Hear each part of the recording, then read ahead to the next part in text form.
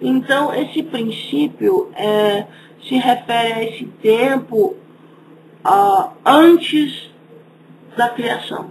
Ele estava no princípio com Deus. Todas as coisas foram feitas por intermédio dele. Sem ele, nada do que foi feito se fez. Então, Jesus, desde o princípio, ele não foi um espectador. Ele não foi alguém que ficou olhando Deus fazer todas as coisas.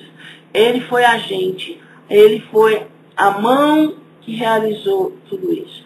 Ele foi parte da criação. Então, ele era o Deus ativo, Filho de Deus, Deus Filho, agindo na criação, realmente nos criando. Quando você pensa que foi esse Deus que se fez homem, se fez carne, né? Quando fala carne, está falando se fez gente, se fez humano e habitou entre nós.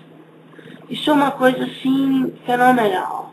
Você fica pensando, é como alguém que calça um 44, não é? Botar um pé dentro de um sapato 32. É toda aquela grandeza, aquela magnitude, aquela transcendência sendo apertada numa forma humana, pequena, insignificante, como a nossa. Jesus, que é Deus, mesmo esse 44 que eu falei é pequeno, é um infinito, é a grandeza transcendental divina, é uma coisa espetacular, uma coisa sem limites, voluntariamente se submetendo à existência pequena. E mais do que isso, não é?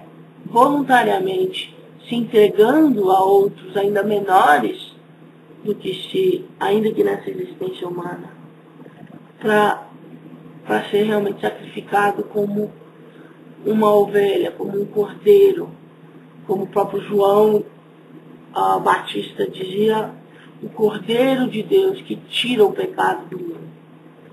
Então, esse versículo que às vezes passa tão batido, né, desapercebido de nós, realmente tem uma revelação tremenda, mostra um Deus que em toda a sua grandeza como Criador, teve lá, moldou cada coisa dessa natureza maravilhosa, criou Adão e Eva lá no jardim, criou todo aquele jardim. Mais do que isso, criou o plano, não é, de resgatar o homem, antes mesmo que ele rompesse pecando contra ele, desobedecendo. Ele tinha que comer daquela uma fruta lá, né, que não era para comer. Então, ele sabia disso. Ele sabia disso. Jesus, Deus Pai, Deus Espírito Santo, os três estavam lá, eles criaram, sabendo que isso ia acontecer, mas já havia um plano de trazê-lo de volta a si. E aqui em João, esse plano está se manifestando entre nós. É isso que João está falando aqui. Ele está dizendo, olha, Deus Filho, que é tremendo, que é poderoso, que está acima de todas as coisas, que é o próprio Deus. Ele que criou tudo isso, ele veio até nós e ele se tornou como um de nós, para viver como um de nós, ser morto por todos nós e nos mostrar o que significa ser gente. É uma coisa fenomenal. E continuando aqui, diz, a vida estava nele. O que é a vida? A vida, de novo, fazendo um paralelo lá com Gênesis, foi aquele sopro, não é? Aquele sopro de Deus que saiu pelas suas narinas e entrou no Adão, na Eva, e deu vida para eles. E a luz resplandece nas trevas, e as trevas não prevaleceram contra ela. Então, o que é luz e trevas? São duas coisas antagônicas, é claro que a gente sabe disso. As trevas, naturalmente, ela não resiste à luz. Se você estiver num quarto absolutamente escuro, Se acender um fósforo que for, eis a luz. Tem luz. Pode não ver longe, mas uma certa circunferência e espaço em volta daquele fósforo, acabou. Então ele está dizendo, ele está fazendo uma comparação, dizendo que a vida de Cristo versus a morte do pecado e do mundo é assim também. Uma vez que Cristo estava ali, a sua vida resplandecia nas trevas. Não tinha nada que as trevas ou ninguém pudesse fazer a respeito. A luz acendia e tomava conta. Não existe força. Tem gente que vive meio que com medo do diabo e das forças do mal. E quase que coloca Deus e o diabo num pé de igualdade, numa luta. E sou eu, com o meu discernimento, que vou salvar o mundo. E a verdade não é essa. Jesus é a luz dos homens.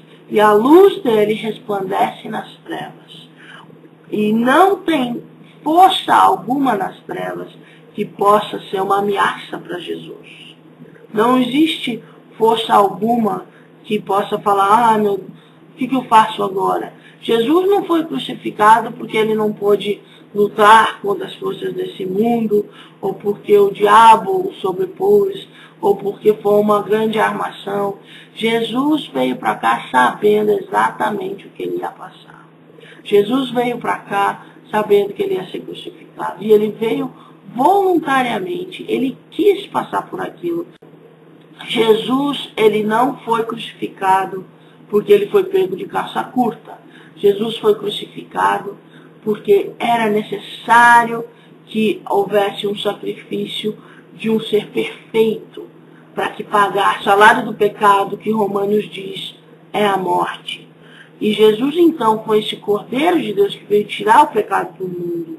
Ele veio como esse sacrifício feito a Deus para pagar o preço do pecado, que é a morte. Então, a luz prevalece nas trevas. E não há nada que as trevas possam fazer para sufocar a luz, porque onde há luz, já não há mais trevas. Então, agora nós temos João Batista, João Batista, que no versículo 6, diz que houve um homem enviado por Deus, cujo nome era João. Este veio como testemunho para que testificasse a respeito da luz, a fim de todos virem a crer por intermédio dele. Ele não era a luz, mas veio para que testificasse da luz. Então, João, quem foi João? João, eu acho que a gente sabe aquele versículo que fala que ele é a voz do que clama no deserto. Quem é o que clama no deserto? É Deus. Deus clama no mundo, ele clama, ele mostra aos homens que ele está vindo e ele vai agir. A voz do que clama no deserto é a voz de Deus. Então, quem é a voz de Deus? A voz de Deus são os profetas, que foram levantados por Deus como a sua voz. Eles tinham a sua mensagem.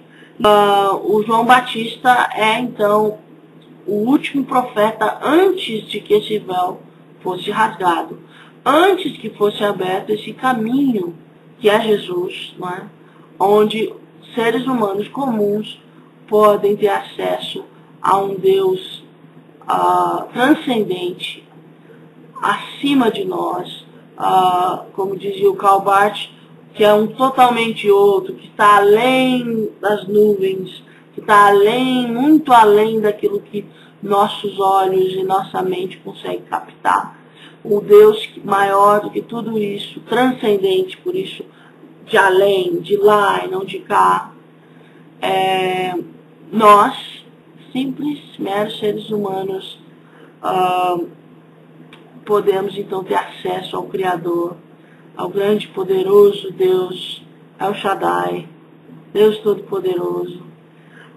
Nós podemos ter acesso a esse Deus através de Cristo Jesus, através do seu sacrifício e ressurreição. Então, é isso que está falando aqui, E ele quer deixar bem claro, que ele não era luz, mas ele veio para que testificasse da luz.